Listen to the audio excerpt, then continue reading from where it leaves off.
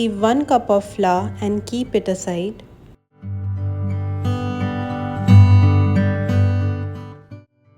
Now I'm going to crack open 4 eggs and separate the egg white from the egg yolk and keeping each of them in separate bowls.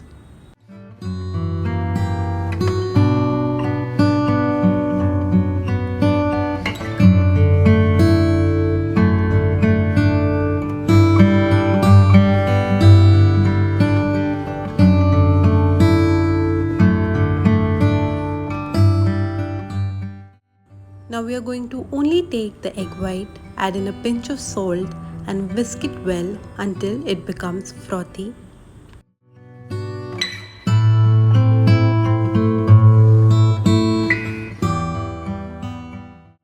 In total, we are going to be using 3/4 cup of sugar. So each time I'm going to be adding 1/4 cup of sugar, incorporating it well before adding the next batch.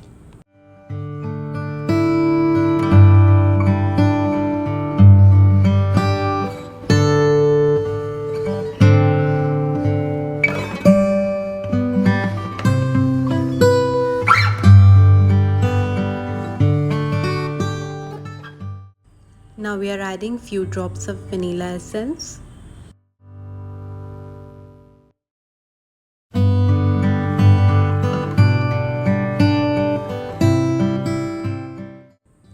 Now we'll add one yolk at a time. Mix it well before adding the next yolk.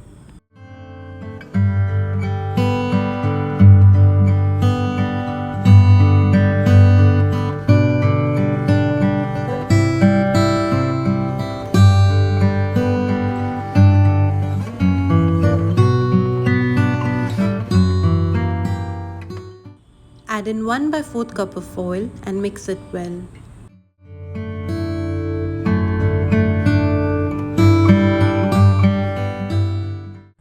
We are going to add the flour in 3 batches, mixing it well each time before adding the next batch.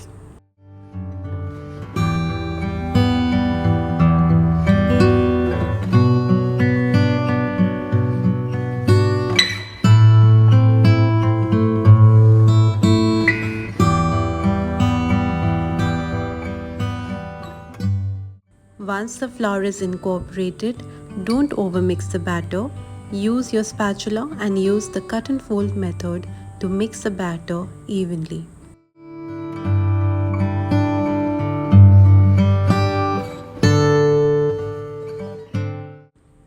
Grease and line your tin with butter paper.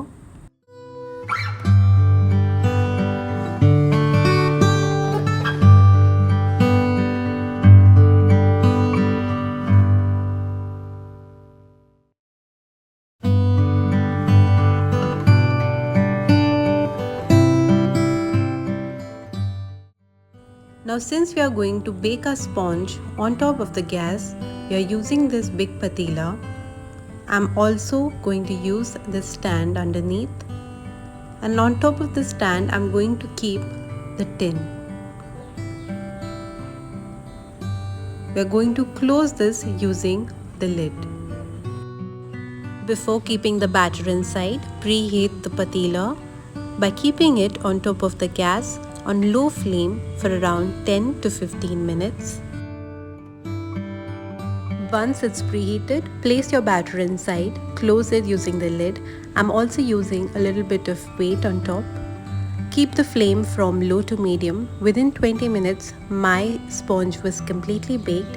I used the toothpick method to confirm if it was completely baked, and it was indeed.